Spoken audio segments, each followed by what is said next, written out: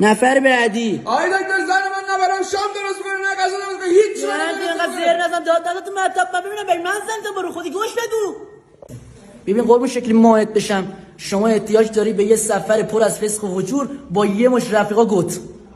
الان دومات همین بود که رفت بیرون.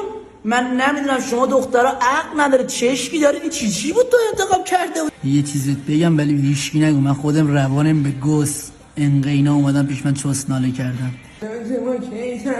ببین پدرتون شما همین الان شما 20 سال قاچاقی زندگی کردی اسرائیل دنبال طوری قرآن از من بکش بیرون من خودم گوگیجه گرفتم دیگه توی این مطلب رو 3000 تا. آی دکتر من مشکلم چیه منم مثل شما دستمو اینجوری میشکنم این گوش میرم منم استرسم از خود گوت.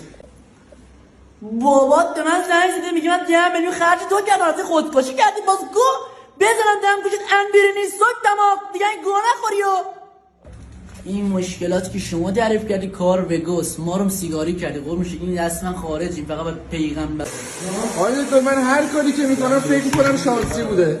ببین این سندروم این پاستر گرفتی شما این مشکل خاصی نی درست میشه خوش به مرمردت. آی دکتر من هر کاری میکنم نمیتونم یکسمو فراموش کنم. بس که شما خر تشریف داری این گو نشد یه گو دیگه چه این کارا رو خودتون میکنید شما.